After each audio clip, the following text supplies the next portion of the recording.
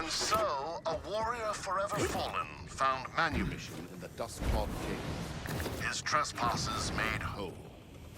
You must have no end of questions, Blighted One.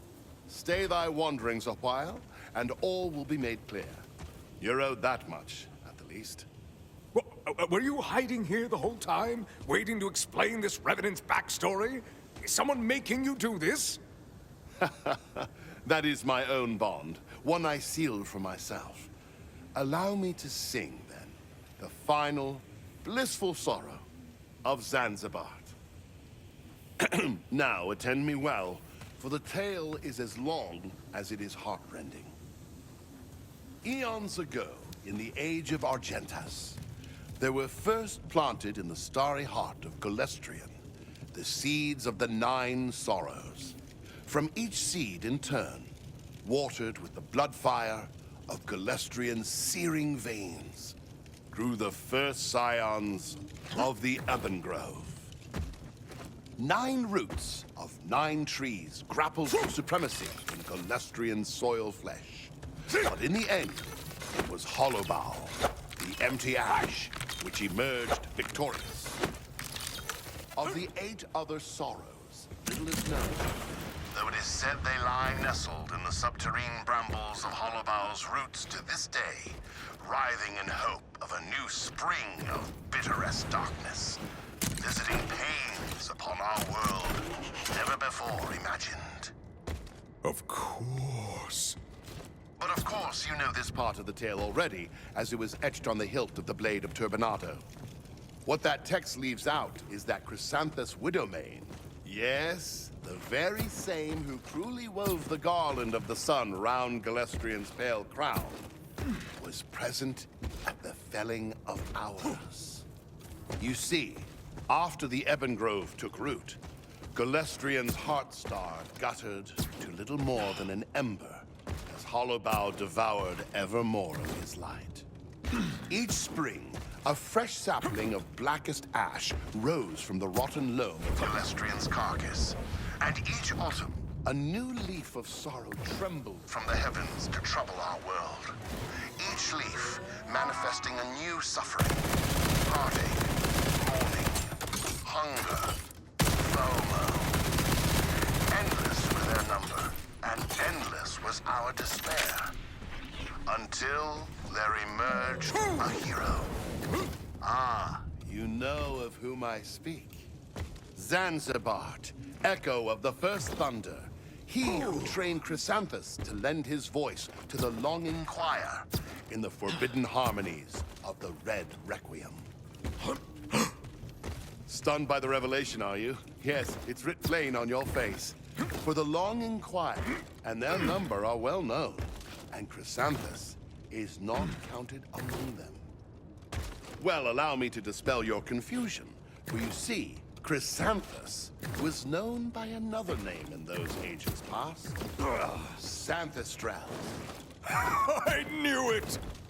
Yes, Xanthistrel the Antiphon and Chrysanthus are one and the same. After Zanzibar's sacrifice destroyed Xanthistrel, he arose anew. Ah, but I'm straying far afield of the matter at hand. It was Zanzibar who trekked across the Shatterglass Plain, who navigated the Amber Labyrinth, who stared the withering Canoness down from her Celestine throne, to reach Golestrian's Barrow and the Ebongrove within. And while the trials of Zanzibar are oft discussed, rarely do even the most wizened of sages ask, why? Why did Zanzibar embark? The answer is clear to anyone who has pored over reams of flavor text as I have. Xanthistrel was Zanzibar's fiercest rival and dearest friend, as near to one another as their own shadows, and likewise as warped when darkness fell. As the leaves of the Ebongrove piled all about, littering our fields with a litany of sorrows, Xanthistrel wove into the Red Requiem a hidden melody, a counterpoint to the doleful tones of all the world's anguish, and laced with whisper, very soul. When next the chapel chant voices of the longing choir rang out, it was too late. The music ensnared Zanzibar and compelled him to Xanthostro. And it was then, with his new power, Xanthostro took the name Chrysanthus. Chrysanthus bound Zanzibar in 7 soul-sworn oaths to halt the sorrows of Hollowbow by any means, ensuring that neither would ever know rest, whilst the oaths went unfulfilled. And so Zanzibar ventured onto his trials and reached the Ebon Grove, and there he failed. His blade found no purchase in Hollowbow's bark. Obdurate as castle stone and steel, the most ravenous fires had no appetite for the mercilessly bitter and cold wood, whose gelid sap transformed any lick of flame into hoarfrost in an instant. And so Zanzibar sought another path, saving our world while dooming us all.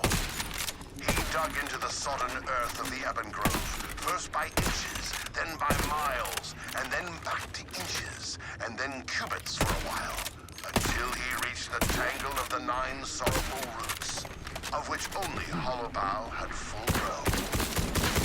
And there he tasted but a drop of the root sap of the other 8, savoring each sorrow in turn until he had the measure of them. And there he discovered Nevergreen, the hemlocked gate. And Zanzibar wept, for his oath would soon be fulfilled, and though he would be free of Chrysanthus, his betrayer, so too would he be free of Xanthostro, his beloved. With his tears, Zanzibar watered Nevergreen, nourishing it on the very sorrows that Hollowbow had strewn for ages. And Nevergreen grew, not to full strength, but enough to brew its insidious poison. For you see, Nevergreen bore the sorrow of stasis, Of paralysis and petrification. of ceaseless torment. And though Hollowbow would never knowingly sip of Nevergreen's roots, its thirst for blood was boundless.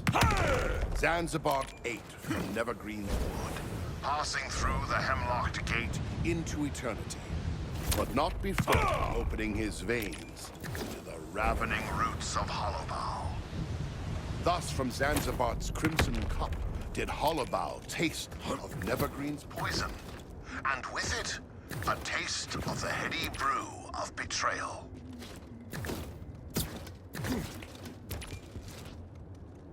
Even a drop of his heart wine was near enough to halt Hollowbow's passage through seasons entirely, such that never more has a single leaf fallen from its branches. Zanzibar's triumph was heralded far and wide, and he was hailed as a hero, and Chrysanthus lauded in his turn as his dearest friend, and consoled for his pain at Zanzibar's loss. Most thought him dead, though a scant few scholars suspected elsewise. And in a long-forgotten cave, Chrysanthus built a tomb in the hopes of one day finding his rest with his weary companion. In the end, however, with Zanzibar preserved, Chrysanthus too was doomed to unending. Even after his body perished from this world, his spirit lingered on as a myrmidon, bound through the Red Requiem and Zanzibar's oaths. It was long said that, should he ever find his rest to join Zanzibar, their oaths would be fulfilled, and they might know a measure of peace at last. But until now, it was thought to be idle fancy and myth. Now you know the lore of it, and you would do well not to forget. Such lessons, hard as they are in their learning, are often harder still in repeating. Farewell, blighted one, and may you never see another leaf fall. If you like my story, please leave a comment in the cupped ear of a sleeping pigeon on a moonless night.